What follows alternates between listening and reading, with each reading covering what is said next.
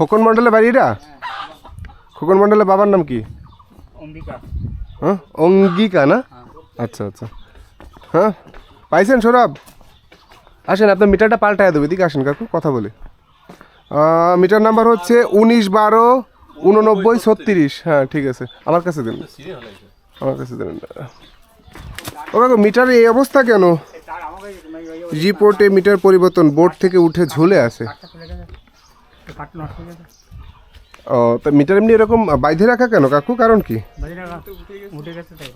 আচ্ছা, যাই হোক, আমাকে অফিস অর্ডার হয়েছে, আমরা এখন মিটারটা পরিবর্তন করে দিচ্ছি। হ্যাঁ, না অন্য জায়গায় দিতে হলে আপনাকে আবেদন করতে হবে। কোথায়? না না না,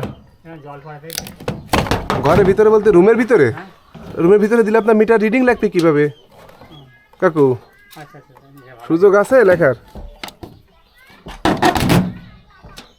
ঘরের ভিতরে যদি দেন মিটার, দেখি রিপোর্ট লেখার মানে রিডিং যে লিখতে আসবে সে কি লিখতে পারবে? কি জড়ো জন্য অবস্থা কাকু। মিটার এভাবে বাইরে রাখছেন কি নিজেরা, না কেউ এসে করে দিয়ে গেল?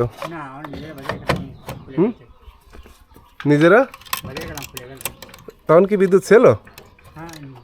হুম, যখন নিজেরা এসে বাইরে রাখছেন তখন কি বিদ্যুৎ ছিল? ছিল না, সেই অবস্থায় করেছেন। আচ্ছা আচ্ছা, বুঝছি।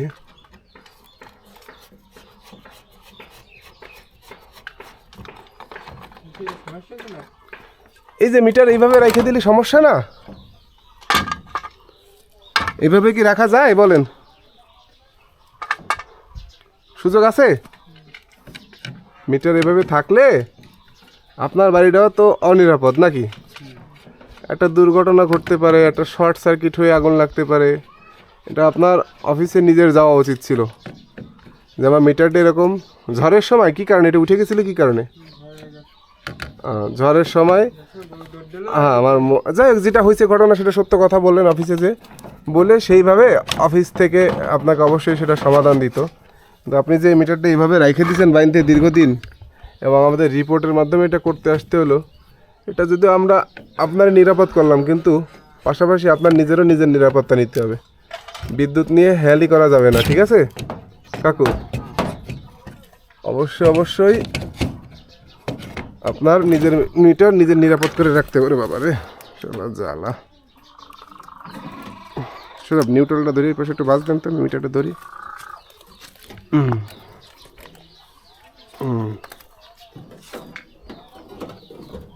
কি অবস্থা করে রাখছেন কাকু, দেখছেন?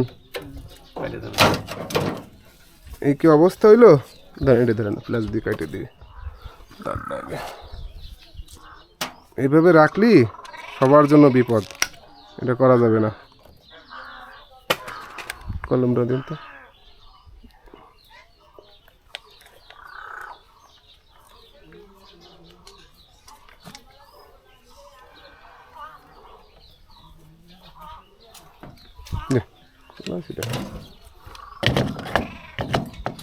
মিটারে কোনো সমস্যা হয় সঙ্গে সঙ্গে অফিসে জানাতে হবে, বুঝছেন কাকু?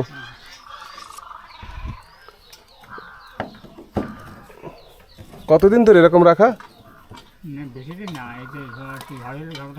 হ্যাঁ হ্যাঁ,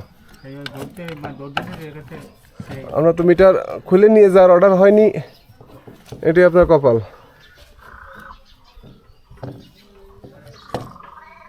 কারণ আমাদের মিটার এভাবে রাখার কোনো সুযোগ নাই। ঝুঁকিপূর্ণ অবস্থায় রাখলে দুর্ঘটনা ঘটতে পারে।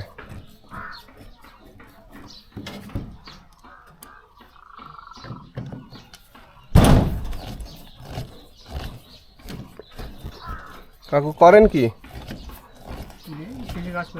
মাঠে কৃষি কাজ করেন, তাই? তরমুজ লাগাইছেন? কত বিঘে? 15 বিঘে। নিজেই নাকি লোক দিয়ে? জমি নিজের?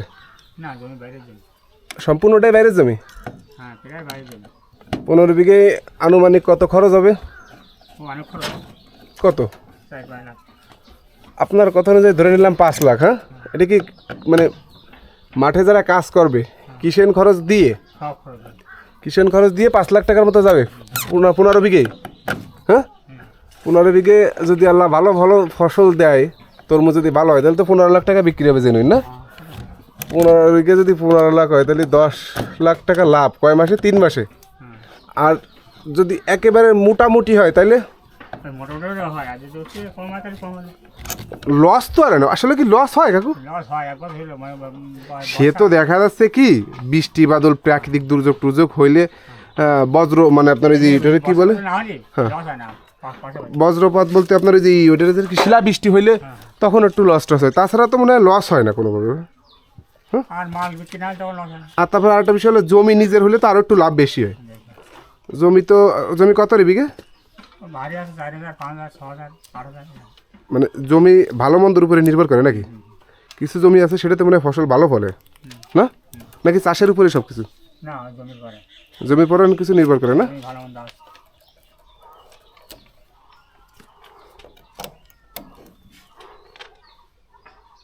বুঝতে পারছি। তাহলে 15 বিঘে লাগাইছেন না? যাইক আলহামদুলিল্লাহ। গত বছর কয় বিঘে লাগাইলেন? মতো আর 18 বেড়ে গেলাম। 18 বিঘে? 18 বিঘে বেচিলেন কত? বছর কেনা মাথা খারাপ হয়ে গেছে, খরচ মেলা খরচ, কত মেলা খরচ হয়ে গেছে। এই বছর তো মনে হয় একটু দ্রব্যমূল্যের দাম কম আছে। আপনাকে ওই যে ইটি সারটার যেগুলো এগুলো কি দাম কমেছে দাম একটু? না বেড়েছে, দাম বেড়েছে। দাম বাড়িছে? দাম বাড়িতে তাহলে তরমুজের দামও বাড়বে নাকি? হ্যাঁ বাড় না, তুমি দাম বাড়ে না, তুমি দাম হচ্ছে তোমার এই কাকু তরমুজের দাম কিন্তু ওই রমজানের সময় বেশি থাকে তাই না? এখন বেশি, হ্যাঁ এখন দাম ভালো। আপনার তরমুজ উঠবে কি রমজানের ভিতরে উঠবে? না আমার মাল তো তোমার বয়সে 70 মাস থেকে 82 মাস।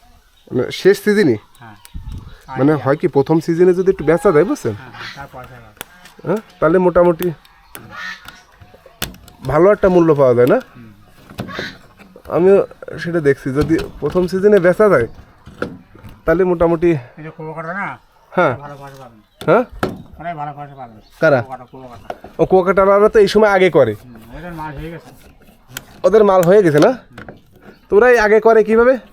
ওদের বালি এলাকা। আমাকে জায়গা আগে হয় না কেন?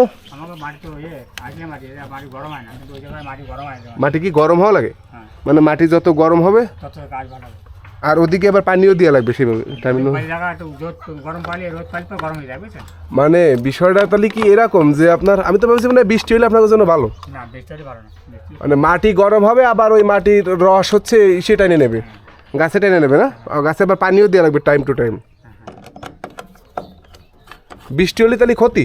বৃষ্টি ক্ষতি না, অল্প হলে ক্ষতি না। আশা করা যাবে বৃষ্টি মানে একটু কমই হবে, কারণ গতবার এরকম সময় 1-2বার বৃষ্টি হয়ে গেছে কিন্তু, এবার তাই না? সেসব যায় না কিছু না। শেষের দিকে তাই হ্যাঁ সেদিন বর্ষা তো ক্ষতি হয়। ফল হয়ে গেলে তারপরে দিলে কি সমস্যা? ওই ফলে গেলে গাছে যে জল পেয়ে যাবে, গাছ মরে গেলে ফল মরে গেলে নষ্ট হয়ে গেলে, গোড়ায় পানি জমে যায় না? মরে গেলে একবার সব মরে গেলে।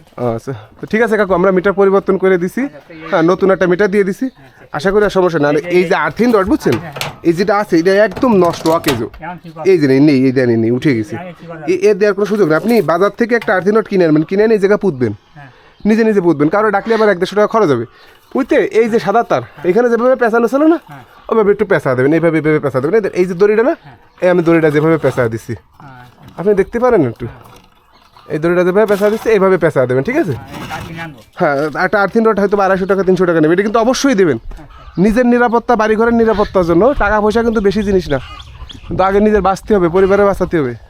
ঠিক আছে কাকু, ভালো থাকেন, আসসালামু আলাইকুম। থাকেন এখন থাকেন।